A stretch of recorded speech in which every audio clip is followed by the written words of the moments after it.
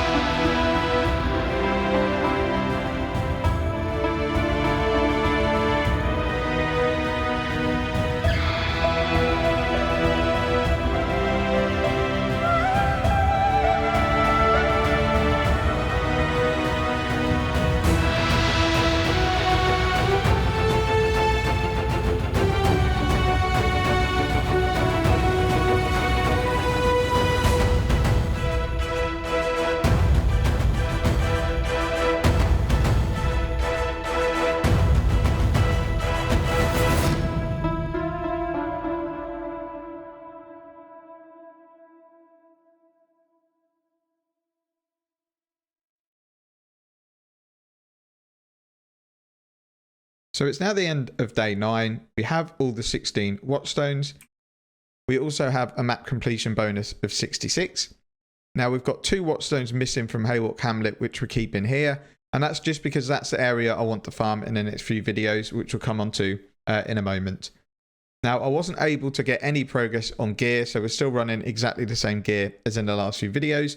But at least now we've got a setup where we can start target farming areas much easier.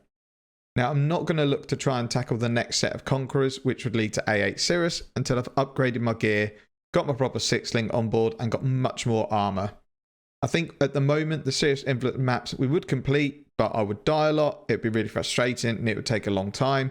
I think because I've done Awaken at 8 so many times, I could do it with the build, but God knows how long it would take to get it finished. I'd much rather spend the time farming for gear and currency, so that when we do get to A8, we can complete it much quicker. So as I said, I'm now in a position to start farming, which is why these Watchstones are left here, because all I want to do is run Haywalk Hamlet. So we're going to be running tier 8 to tier 11, tier 12 maps, looking for harvest, and then getting our Scourge meter up further. What we really need, if we have a look here, is we need to get these map sections filled out here. So I still need 4 more points to even unlock it, and then 5 more to put in there. So we're looking at 10 more points that I need. So that's going to be my priority in the next day. And then we'll start scourging tier 1 maps. Well, looking to get anything we can really, because you get good stuff from nearly all the maps. But essentially we're looking for the Scourge currency, so that if we find a 5-link in harvest, we can then either crangle and hope for a 6-link, or risk corrupting it and then use our fusings to then get a 6-link. And at the moment, it would just be this chest that we had from Gwennen. It's not amazing, but it's way better than what we've got. It's got extra life as energy shield crafted on it, which gives us more survivability. And this will do until we really, really need to start focusing on specific end game gear. And that's if we get to this point. The whole purpose of this series was to get A8 Cirrus down, get all of our Watchstones, and get a good chunk of map completion. If I feel that this build needs too much work to get clearing stuff like the Maven encounters and stuff like that, I may re-roll to another character because we've had a Red Blade banner drop from mapping. So this would be a really good thing to put to work in a General's Cry build. And that, I know from experience, is an amazing bosser. We can then use our minion build and maybe change it to like a speed clearing build, and then use our Red Blade banner build to go and kill the bosses. But that's all a long way off in the future. The reason I'm looking at this is people who have done minion builds before and SSF have said that you need quite a lot of knowledge about crafting, because a lot of the gear is very specific. So it is likely that at some point I'm going to hit a big wall in this build that I can't overcome without doing a lot of work to improve it. Again, we might decide to do that, because I am quite enjoying the build. It's much more fun than I thought it would be. But as I say, they're way in the future. What's going to happen next is series episodes 10, 11 and 12 are probably all going to be farming. So what I might do is just make one longer episode that covers the 4.5 hours and release that on the 2nd of January. Because 31st of December is my birthday, so I'm not going to be online. I'm not going to be uploading. And 1st of January, I'm going to be spending it with family. So what I might do is this will be the last video coming out before the new year. And then on the 2nd of Jan, when I'm all depressed because I'm back at work again, we'll start uploading again. But that really covers it for this episode. I'll just give you a quick peek inside my currency tab, which is looking a bit worse than where we did have a lot more chaos, but we bought a few red maps that Zana was selling that we haven't got completion on, which are in our stash waiting to be completed. But in terms of currency for the actual maps, it's looking pretty decent. We've got plenty of Arlors, we've got loads of alts, transmutations, we've got enough alchemies, lots of binding orbs, and more importantly, we've got lots of orb of horizons and a couple of harbingers. So I'm really looking forward to the next 3 days farming. I hope you join me for the ride. So nothing really to say other than thank you very much for watching. Have a good new year, and then I'll see you soon.